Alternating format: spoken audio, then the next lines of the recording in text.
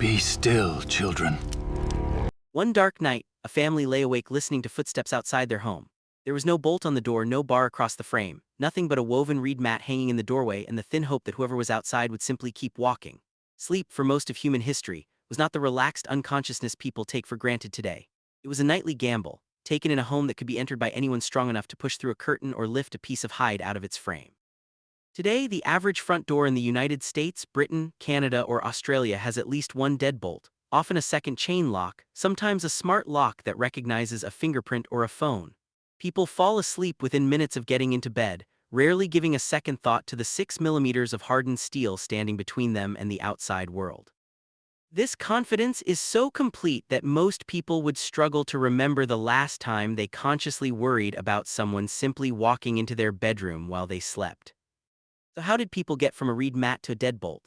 How did anyone sleep peacefully for thousands of years before a reliable lock existed? And what happened the first time someone built a device that could actually stop an intruder rather than merely slow one down? The story involves an Egyptian carpenter's trick, a Roman jewelry obsession, a locksmith's public challenge with a fortune attached to it, and a burglary so brazen it terrified an entire nation into rethinking security. The answer is far stranger than most people imagine. The earliest known lock in human history was not made of metal at all. Archaeologists have traced the pin tumbler concept back roughly 4,000 years to ancient Egypt, where carpenters built a wooden device consisting of a large bolt that slid through a slot cut into the door and its frame. Above the bolt sat a wooden housing filled with a set of loose wooden pins, each one dropping under gravity into matching holes drilled through the bolt itself the moment the door was closed, locking it firmly in place until the correct wooden key was inserted to lift each pin back out of the way. This device, often called the Egyptian lock, was crude by modern standards, but it represented something genuinely new in human history. For the first time, a household did not have to rely purely on physical strength, a loyal guard dog, or a family member staying awake through the night to keep intruders out. The lock did the work automatically, using nothing but gravity and a carefully carved key that might be 1.5 feet long, since Egyptian keys of this era were often large enough to be carried openly over the shoulder rather than hidden in a pocket. Similar wooden pin locks appeared independently in ancient Assyria and Babylon, discovered by archaeologists working at sites near the ancient city of Nineveh in modern-day Iraq. Yet even at their best, these early wooden locks solved only part of the problem people faced at night. Wood could be split with an axe, door frames could be pried apart with a simple lever. The lock kept out casual intruders and curious neighbors, but it offered almost no protection against anyone determined enough to bring a tool and enough time to use it. Ancient Greece and Rome pushed the lock forward by finally introducing metal into the equation. Greek locksmiths developed iron locks operated by large, curved keys inserted through a hole in the door and turned to move a bolt on the inside, a design that required no direct line of sight to the mechanism and could therefore be operated from outside a locked room. Roman engineers refined this further, producing smaller, more precise iron and bronze locks fitted with wards, which were metal obstructions inside the lock designed to block any key except one cut with the exact matching pattern of notches. Roman society also transformed the key itself into something far more personal than a practical tool. Wealthy Roman citizens began wearing small bronze or iron keys on rings, worn openly on the finger as a visible symbol that a person owned property valuable enough to lock away. Roman writers described this practice explicitly, noting that a key ring signaled a household with jewelry, coin, or fine cloth worth protecting, turning an object meant for security into a public display of wealth and status that anyone passing on the street could immediately recognize. But that public display created a problem the Romans never fully solved. A key worn on the hand told potential thieves exactly who in a neighborhood had something worth stealing, effectively advertising which homes deserved the most attention after dark. Roman locks, for all their cleverness, remained vulnerable to a skilled thief carrying a set of hooks and thin metal picks, since the ward system that blocked incorrect keys could often be defeated simply by working a thin tool around the obstruction rather than needing an exact key at all. The lock had become more sophisticated, it had not yet become trustworthy. For centuries, the greatest weakness of every lock built in the ancient and early medieval world was not the mechanism itself, but the false sense of security it created. A homeowner who installed an iron-warded lock on their door genuinely believed their family was safe, unaware that professional thieves across Rome and later across medieval Europe had developed simple techniques for defeating exactly this style of lock. This meant that for well over 1,000 years, people were sleeping soundly behind locks that offered barely more real protection than the wooden bolts they had replaced, the only difference being that the new lock owners no longer felt the fear that might have kept them appropriately cautious. Ironically, the very people responsible for building these locks were often the same people capable of defeating them. Blacksmiths, who held a monopoly on the specialized knowledge required to forge a functioning lock, also understood every weakness built into their own designs, and medieval guild records occasionally describe locksmiths being called upon by wealthy clients specifically because a rival locksmith's product had been picked. This created a strange, self-reinforcing industry, where the same craft responsible for security also quietly guaranteed that no lock could ever be considered truly safe from someone who understood how locks worked. Yet something even stranger developed alongside this vulnerability. Because true security was so difficult to guarantee, wealthy households throughout the medieval period increasingly relied on visible intimidation rather than mechanical strength.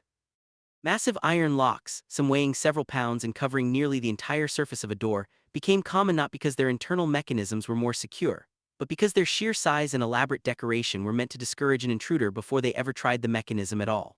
A lock, in other words, had become as much theater as technology, a warning sign built to look unbeatable whether or not it actually was. Castles and fortified manor houses across medieval Europe relied on a combination of massive wooden doors reinforced with iron strapping, heavy drawbars set into brackets on the inside, and elaborate locks built by master blacksmiths who guarded their techniques as closely as any guild secret. The wealthiest households commissioned locks disguised as decorative objects, hiding the keyhole behind a sliding metal panel shaped like a flower or a coat of arms, forcing an intruder to first locate the mechanism before even attempting to defeat it. These disguised locks represented some of the most advanced security engineering available anywhere in the world at the time. For the ordinary medieval family, however, none of this applied. A peasant's home, typically a single-room structure made of timber, wattle, and thatch, rarely had a door strong enough to justify an iron lock at all, and most families relied instead on a simple wooden bar dropped into brackets on the inside of the door each night. Security, for the vast majority of the medieval population, meant staying inside a small, tightly knit village where neighbors would notice a stranger immediately, rather than trusting in any mechanical device to protect them individually. But that wasn't the biggest problem facing medieval security. Traveling merchants, pilgrims, and anyone sleeping outside the protection of a walled town faced nights with no locked door at all, often relying on shared inns where a traveler's only protection was a wooden latch that any determined guest in the building could lift from outside with a simple tool slipped through the gap beneath the door. Robbery of sleeping travelers was common enough that many medieval towns passed laws requiring innkeepers to lock outer gates after dark, shifting responsibility for nighttime safety away from the individual traveler and onto the community managing the building as a whole. By the late 18th century, growing wealth and property crime in rapidly expanding cities like London had turned lock security into an urgent public concern rather than a private luxury. In 1784, a locksmith named Joseph Bramah unveiled a radically new lock design using a set of sliding metal discs, each notched to a slightly different depth, arranged so precisely that only one uniquely cut key could rotate all of them into the exact alignment needed to release the bolt. Bramah was so confident in his invention that he displayed it publicly in his London shop window with a sign challenging anyone in the world to pick it open, offering a substantial cash reward to whoever succeeded. That challenge remained unanswered for an astonishing 67 years, standing as one of the longest-running public dares in the history of engineering, until an American locksmith named Alfred D. Charles Hobbs finally defeated the Bramah lock in 1851, after working on it for weeks at the Great Exhibition in London, using specially built tools he had brought specifically for the attempt. The event became international news, embarrassing British lock manufacturers, and triggering a wave of renewed investment into lock design across Europe, since a device once considered mathematically unbeatable had just been publicly humiliated in front of thousands of exhibition visitors. Meanwhile, a separate breakthrough had already reshaped the industry decades earlier under far more dramatic circumstances. In 1817, thieves broke into the Portsmouth dockyard in England and stole a significant quantity of naval supplies despite the presence of locks that were assumed to be secure, a burglary embarrassing enough that the British government launched a public competition for a lock capable of detecting tampering. A locksmith named Jeremiah Chubb responded in 1818 with a design that not only resisted picking far more effectively than earlier locks, but included a hidden mechanism that would visibly jam and reveal to the owner that someone had attempted to break in, turning the lock itself into a witness against any failed intrusion. Without realizing it, Bramah, Hobbs, and Chubb had collectively triggered an arms race between lock makers and lock breakers that has never truly ended, establishing a pattern that would define the entire security industry for the next 2 centuries. Every improvement in locking technology invited a corresponding improvement in the tools and techniques used to defeat it, meaning true security was never a fixed achievement but an ongoing contest, one that depended as much on staying ahead of criminal ingenuity as it did on clever engineering in a workshop. The lock that finally brought reliable, affordable security into ordinary homes emerged in the United States rather than Britain. In 1848, an American inventor named Linus Yale Sr. patented a pin tumbler lock inspired directly by the ancient Egyptian design, using small metal pins of varying lengths that had to be lifted to precisely the correct height by a serrated key before the lock cylinder would rotate. His son, Linus Yale Jr., refined the design further in 1861, shrinking the mechanism down to a size small enough to fit inside an ordinary residential doorknob and creating the small, flat, serrated key shape that remains instantly recognizable on keyrings around the world today. This changed everything for the average household. Unlike earlier warded locks, which could often be defeated with a simple hook-shaped tool, the pin tumbler mechanism required genuine skill and specialized tools to pick, making it far more resistant to casual burglary while remaining cheap enough for factories to mass produce by the thousands. For the first time in human history, an ordinary working family, not just wealthy merchants or nobility, could afford a lock that provided meaningful protection rather than mere symbolic reassurance.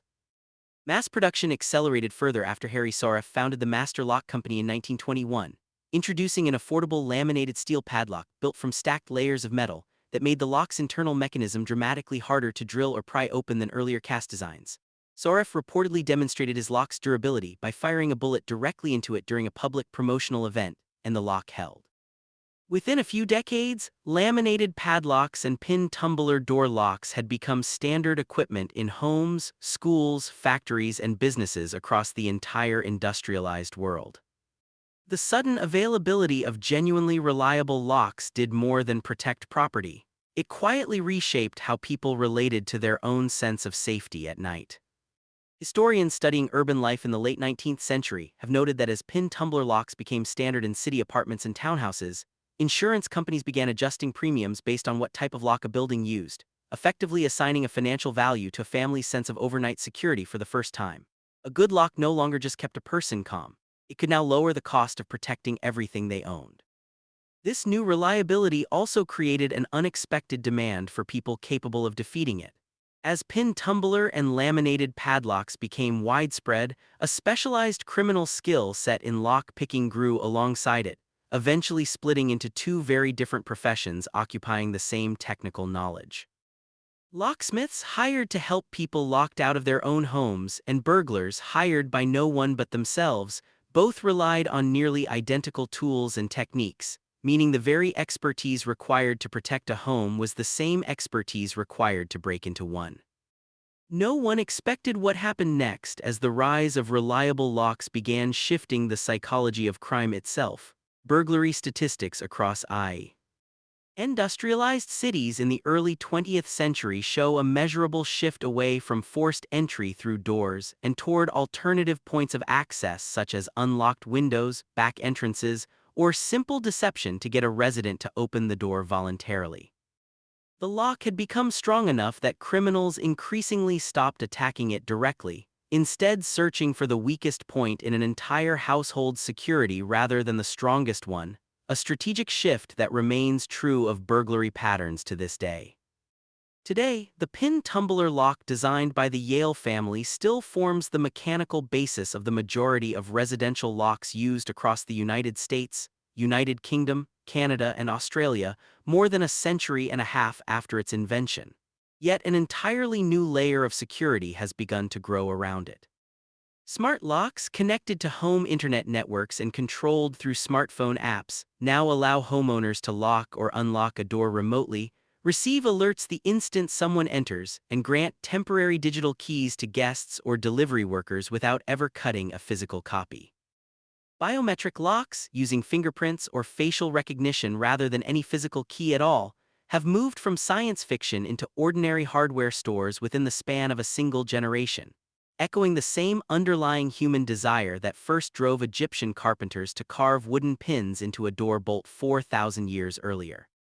The technology looks entirely unrecognizable compared to ancient Egypt or Rome, yet the core problem it solves has never changed even slightly, allowing a person to sleep, work, and live without needing to personally stand guard over every entrance to their own home.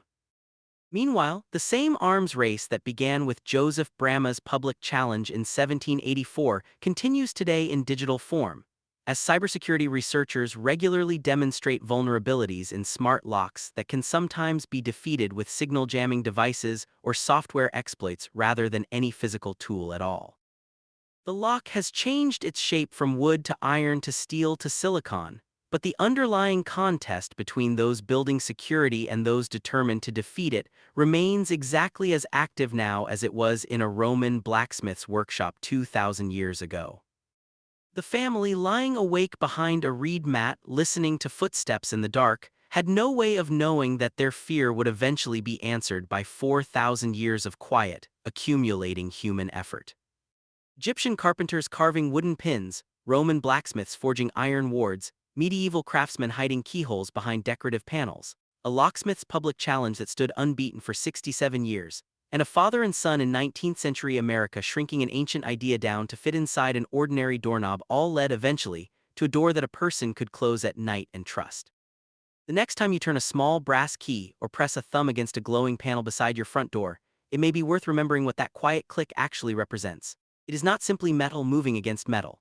It is the end result of a fear that kept humans awake for most of recorded history, finally answered by generation after generation of builders who refused to accept that safety at night should depend on luck alone. For thousands of years, a peaceful night's sleep was never guaranteed. Now, for most people reading this, it is simply something they forget to be grateful for.